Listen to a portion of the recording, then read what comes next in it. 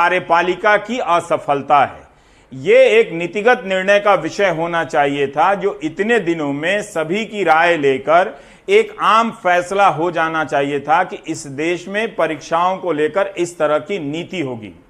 पर समस्या यह है कि अब मंत्रालय अपनी अपनी जिम्मेदारियों का अगर निर्वहन करते, अब आप देखिए ट्विटर पर ही जाकर देखिए, सरकार का फैसला मतलब प्रधानमंत्री का फैसला है या मुख्यमंत्री का फैसला है, कहीं भी कोई भी राज्य हो। अब शिक्षा मंत्री, स्वास्थ्य मंत्री अलग अलग बोलते हुए कम नजर आते हैं, और यही नतीजा हुआ है कि इतने करोड़ों की संख्या में जो छात्र हैं वो इस परेशानी का शिकार हुए हैं। अब आते हैं चीन पर। तनाव सीमा पर है, झगड़ा सामान से हो रहा है। सामान ने जो अतिक्रमण किया है वो सरकार की मंजूरी से किया है। सरकार ने ऐसी नीतियां बनाई जिसकी वजह से पिछले 5-7 सालों में और पहले से भी चीन से चीजों के आयात में काफी सुविधा थी, नीतियों की सुविधा।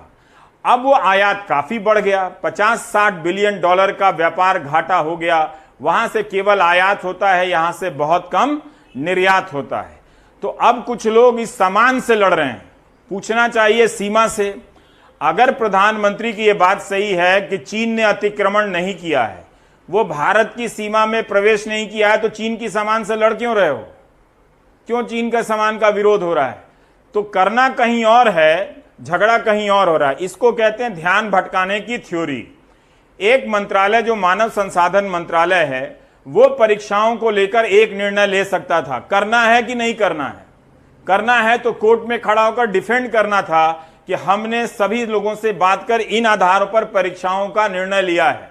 वही सीबीएसई कह रही है कि हम 1 से 15 जुलाई की परीक्षा नहीं लेंगे। वही सीबीएसई जो है वो सीटीईटी की परीक्षा का भी आयोजन कर रही है। तो इस तरह के अंतरों से, घालमेल से समस्याएं पैदा होती हैं। तो अब आते हैं चीन पर। अब देखिए कि चीन से जो मेडिकल के जो सामान आते हैं, उन सामानों के आयातकों का, बनाने वालों का एक संगठन है, और हफ पोस्ट ने इस संगठन से बात की है। इसका नाम है association of Indian medical device industry.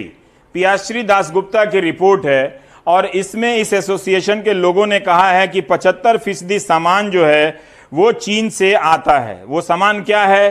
Thermometer है, प्रेगनेंसी टेस्ट किट है, वेंटिलेटर है, वेंटिलेटर के सामान हैं, मेडिकल कपड़े हैं, अपैरल, और पीपीई किट हैं, वगैरह वगैरह 150 चीजें हैं। दवाओं में जो चीजें इस्तेमाल की जाती हैं वो सब चीन से आयातित हैं।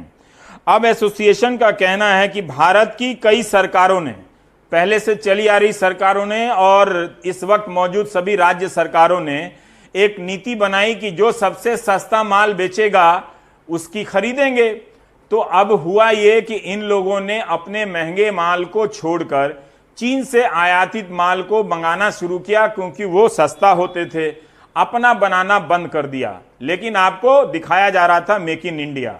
ये भी इस हफ पोस्ट की रिपोर्ट में इस एसोसिएशन ने कहा है कि 2019-20 में चीन से 4,500 करोड़ से अधिक का मेडिकल उपकरण आयात किया गया है। और इस इंटरव्यू में वो कहते हैं कि फिक्की और सीआईआई जैसे संगठनों ने भी इस संकट के बहाने सरकार को इस तरह की सलाह दी कि जो चीन से जो चीजें आयात हो रही हैं, जैसे मास्क है, वेंटिलेटर है, पीपीई किट है, उस पर से आप आयात शुल्क घटा दें, जीरो कर दें। जबकि ये सारी चीजें यहां भी बन सकती थी, तो फिर आप चीन के ही चीजों का ही आयात करने लगते हैं। क्या आप रोक सकते हैं उसको? क्या जो न्यूज एंकर ट्वीट कर रहे हैं कि वो चीन का सामान नहीं खरीदेंगे, क्या वो ट्वीट कर सकते हैं कि चीन से जो वेंटिलेटर आ रहा है उसको इस वक्त रोक दिया जाए? क्या आप भावना में बहते हुए इस तरह की चीजों पे जाएंगे, या इसकी जगह पर यह काम छोड़ के सीमा पर जो कारण है उसकी समस्या का हल करेंगे? ये बात अगर नहीं समझ में आती है तो इसे हिंदी में बताता हूं। क्वेश्चन अगर मैथ्स का पूछा गया है तो अंग्रेजी का क्यों लिख रहे हैं यहां? ये दिल्ली यूनिवर्सिटी का स्टाइल है। बहुत सारे छात्र जो सब्सी का पेपर पढ़ के नहीं जाते थे, पूछा जाता था भक्ति काल के साहित्य पर, लिख आते थे राष्ट्रपति के अभिभाषण पर और नंबर मिल जाता था, पास हो जाते थे। आप दिल्ली विश्वविद्यालय के छात्रों से पूछ लीजिएगा। तो उसी तरह से एक federation of Indian export organisation है, इसने कहा है कि चीन के उत्पादों पर बैन मत लगाइए। हम भी बहुत सारी चीजें निर्यात करते हैं और उन चीजों को मंगाकर, अपना सामान मंगाकर बनाकर हम दूसरे देशों में निर्यात करते हैं, तो हमारी लागत जो है प्रतिस्पर्धी कॉम्पिटिटिव बनती है। सुनिए आप। देखिए, इस कंटेक्स्ट में बोलिए, फियो ये नहीं कह रहा है कि आप के लिए हो रहे हैं, क्या इनमें किसी प्रकार की गंभीरता आपको नजर आ रही है?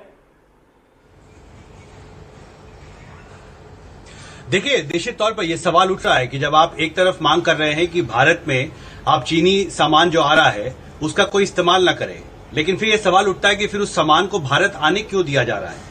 अब मैं ट्रेड फिगर्स देख रहा था जो आज federation of Indian exporters organisations ने जारी किया है। इसके हिसाब से भारत जो चीन निर्यात करता है वो करीब $17 बिलियन का है, और जो आयात होता है भारत में चीन से वो करीब $68 बिलियन का है। यानी 4 गुना ज्यादा हम आयात करते हैं जितना चीन को निर्यात करते हैं।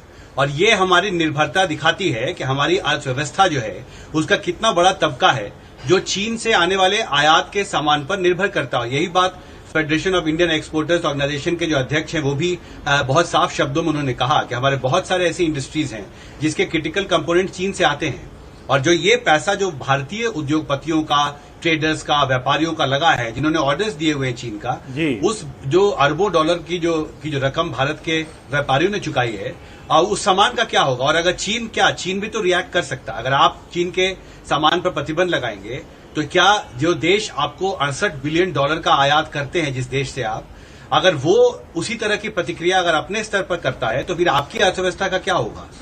तो बहुत सारे सवाल हैं और आर्थिक संबंधों की जो जटिलताएं हैं मुझे लगता है उसको समझने की कोशिश नहीं की जा रही है, जिस वजह से बहुत ही सांकेतिक तौर पर इस तरह के प्रदर्शन हो रहे हैं जिसका बहुत ज्यादा मतलब भारत चीन आर्थिक संबंधों को लेकर नहीं है।